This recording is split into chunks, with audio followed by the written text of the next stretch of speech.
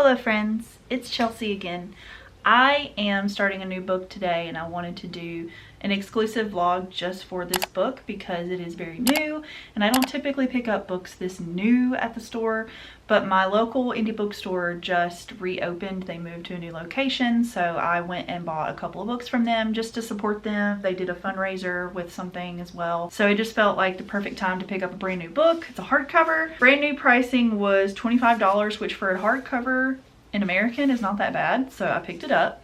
This is Wake Up and Open Your Eyes by Clay McLeod Chapman. I think that's how you say their name. I've heard really good things about this book early on with some ARC readers, and I'm really excited about it because from my understanding this book is like, look at the cover of this first of all.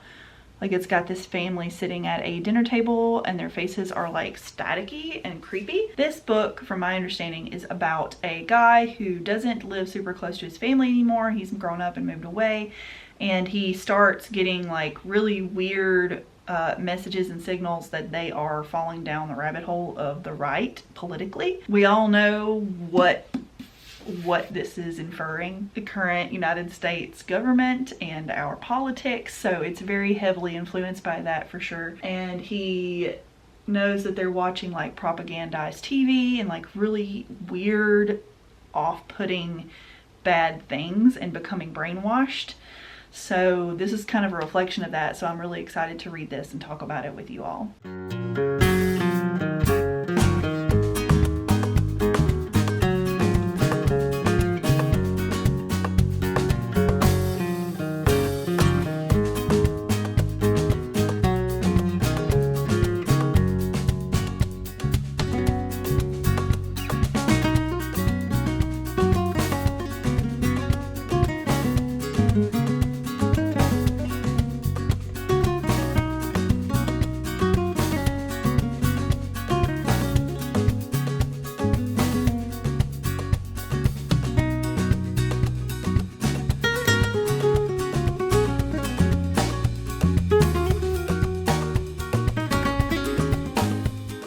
So far, this is really close to home. You've got this guy who has moved away from home, as you typically do, and his parents are falling down the Fox News rabbit hole of like right-wing politics and racism and all that kind of stuff. I'm already on like page 30. It's flying by really quickly so far. Hey, babe. Yo! What's up?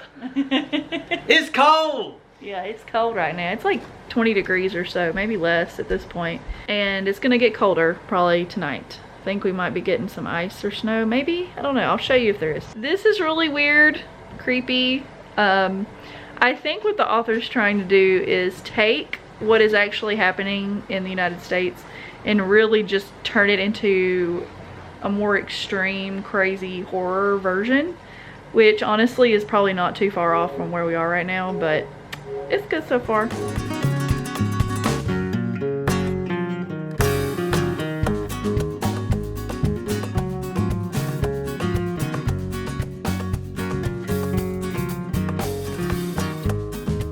So I have read a good almost 100 pages of this book, and y'all, this is wild. Like, I for one can't stop reading it, especially the first part, because there's a few different parts, at least 2 or 3 in it. The first part, holy crap, what was that? It was crazy. That was one of the craziest things I've ever read. But now I'm on the second part, and it's more about the conversion of people falling into the right-wing Fox News propaganda and craziness. And you're going between different perspectives of different characters the whole time. You're like going from this person's spouse, this other person, their spouse. Like, it's really interesting kind of seeing how it all spiraled into what that first chapter was. So I'm wondering how it's all going to go back to that, because of course I don't think this is all going to be just the very end and then the beginning and then that's it, because there's obviously going to be a big thing at the end where something's going to happen. I can feel it. It was so gross, y'all. Like that first part, like disgusting. Like that was absolutely gross. And now, eerie and weird seeing both sides of the political spectrum being criticized, and someone falling down the rabbit hole of the right side of it, and how that just started, like the tippy tap of it, and then how it's going to go downhill. But it is very interesting. I'm having a hard time not reading it, but I do need to go to bed soon, so I'll see you guys tomorrow.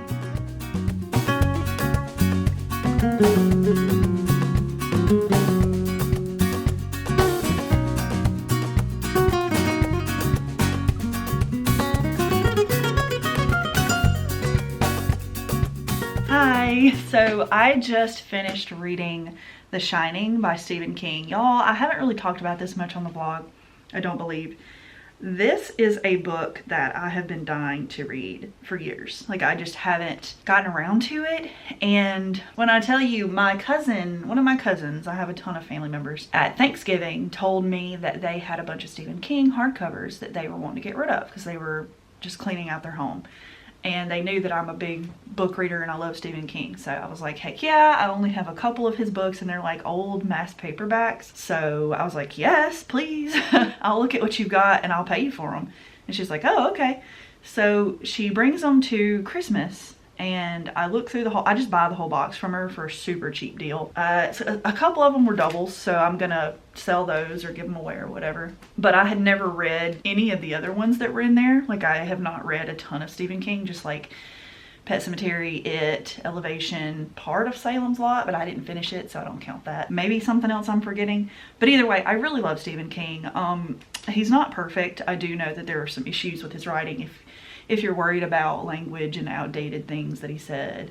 But also, I don't know him as a person. I know that he's pretty chill on some things, other things I don't know. I don't care about that right now. I'm talking about his books. But this book, I really enjoyed it. So if you've seen the movie, I am going to compare it to the movie a lot when I talk about this, so I hope that's okay with you. If you have not seen it, you might want to skip this portion and go to the next part of the video. But essentially, it's a story about this guy named Jack, who is a father. I think he's probably in his 40s, maybe 30s. And he has a son named Danny and a wife. I've already forgotten her name. I'll put it here on the screen. They have, the husband is just a screw up. Like, he legitimately keeps doing things to screw up his own life, and it's his own fault, and he keeps blaming everyone but himself. And he is an alcoholic / recovering alcoholic, and he loses his job at a big fancy college that he was qualified to teach at. And I'm not gonna get into why, because that's a whole part of the book, but he goes to this big hotel. A friend of his from the school that still liked him got him the job, so he went and interviewed, got the job to watch over the Overlook Hotel for the winter. So like November through March or something. For a few months, he is set to watch over this hotel, keep the boilers running, not let it overheat and explode, because the way that this heating system was done, the way this building was built, they haven't upgraded their heating or anything, so he has to literally go check on the heating every few hours so that it doesn't explode the whole place. And it's a very classic hotel, a lot of history to it, a lot of bad things have happened there, and congruent with a lot of Stephen King's writings. He also focuses on, and I really love this about his writing, a place that holds evil. Like the Overlook Hotel, for example.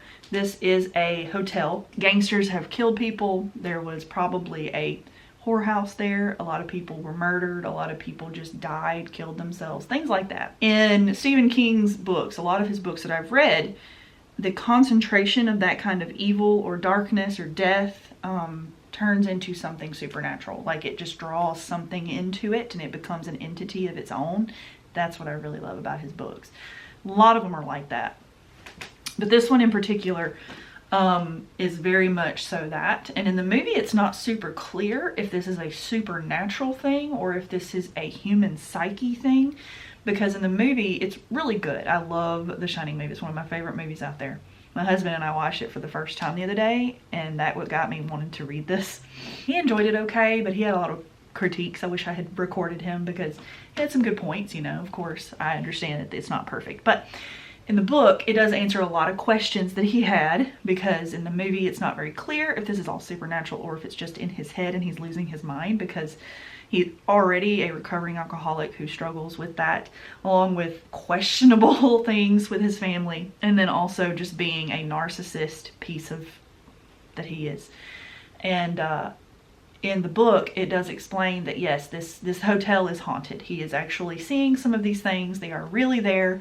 It's not just in his head. It is verbally, physically, like literally there. Like it can interact with the physical world and get stronger the longer they are there, because of his son Danny. His son Danny has like the shining is what they call it, or shine, and that's where the power and the title comes from. He's got this power, and he does have books of the sun later on in Stephen King's books. I haven't read those either, but this is where he starts. It's pretty much like evil hotel, boy has powers.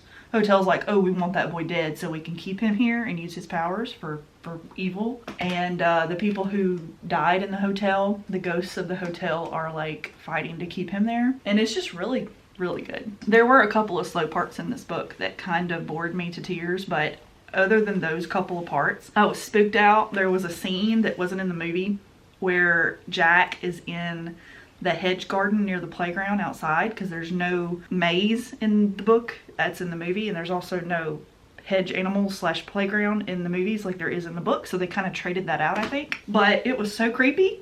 I'm not gonna spoil it for you, but that was probably the scariest scene in the whole book for me, because it was so weird. Like, for what it was doing, it creeped me out. I just wanted to talk about that really quickly with y'all. Not too quickly, but let you know my thoughts. I gave it 4 stars. It was fantastic. Absolutely recommend it if you are okay with the old language that was in this, because it does have a lot of the N word, a lot of the F word, a lot of old language in it like that. So just be prepared of that. And it really only starts happening towards the end of the book. It just gets really heavy with that. But yeah, thank you guys, and I'll see you in the next clip. So guys, I am currently still reading Wake Up and Open Your Eyes. If you can read that, that's pretty cool and shiny. This is by Clay McLeod Chapman. I've never read anything by this author before, but this has been a wild ride. I don't know if I've talked about it much in this vlog. It's been so long since I've recorded a clip, so please forgive me. But this is like, I'm at the point in the story where we're in the present now. We're not just looking at what led up to the present, currently in like an apocalyptic situation. And this book is really interesting because it takes like the right-leaning side of the United States politics and media consumption, turns it into a like manifested, personified evil. So like people who maybe you've watched parts of your family devolve into this crazy, mad, not able to do their own research or see what's happening to them in real life, and turns it into like a physical manifestation of like a monster or evil or demons or something. And now we're in like a half of the country, I guess it's just the United States, I don't know, it hasn't really divulged, I'm guessing, but now we're just in like half the country is crazy zombie-ish. It's wild. It's a wild ride. So far I do recommend it if you can handle something this topical, because it is very topical right now. If you don't like me discussing politics, my vlogs are sometimes just gonna have that, because that is the reality that we are living in here in my country. And as much as I hate to discuss it and think about it and talk about it, I do like YouTube to be my escape. But it is unfortunately the reality that I live in, and I sometimes need to talk about it, or it might come up in a book. So that's why I'm talking about it today. I do promise that not every video is going to be me talking about it. It is unreal, if you're not from America, to sit here and see what's happening around you and you can't really do anything about it. You've done everything that you can do to prepare to not have this happen, and it still is just happening. So luckily we haven't hit that extreme yet, but I imagine it's similar to how people felt in Germany watching what happened over there happen. You know, you did what you were supposed to do, some of you did, and it still just devolves into madness. And I'm just hoping that we don't go that far. crossing my fingers and my toes and everything I have that we don't turn into that, because that of course is a blemish in history for those people and all of the people who died and their families were affected. It's disgustingly awful, and we've got so many terrible people in this country and a lot of bad actors in our government, and we don't have any power. Like, the people who are supposed to protect us in the government and supposed to step in when things like this are happening aren't doing anything. They're just sitting on their butts. There might be a couple of congresswomen who are fighting for us, but they can't get anything done. Like, it's just 2 of them, maybe 3, but it's too far gone now. I don't think that anything is ever going to be back to what it was. Hopefully he only has 2 to 4 years in office, but honestly I think he's gonna get rid of that and become our first dictator. So that's what I'm anticipating to happen. My husband and I don't have any kids, so we've had slight discussions about leaving the country, and we don't want to do that. We don't want to leave the United States. Like, that is not what we want to do, but if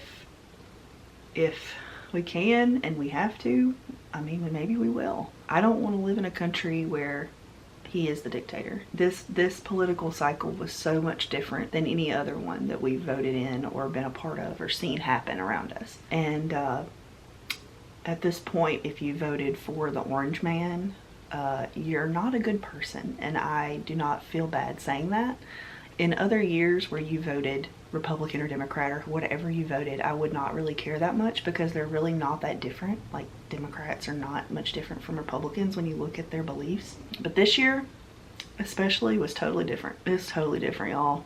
And it's very obvious, living in the deep red South, how different this election was. And 99% of people that I interact with on a daily basis voted for him, and they make it very clear, either with saying so or in their actions and the way that they talk about it. And it's very disheartening to have to work with people who voted against their own interests, or to be related to people who are just so racist and bigoted and full of self-hatred, and think that they've done something amazing and wonderful, and then seeing the results of their actions, refusing to admit that they caused that, or that they are the reason that things are falling apart, and the reason that the eggs are $8 a dozen in Mississippi. Like, I went to the grocery store last night. I know this is silly, but a lot of people around here voted the way they voted because he told them he would lower their grocery prices, and eggs was one of those things that he just kind of stuck with. And they were like $4 a dozen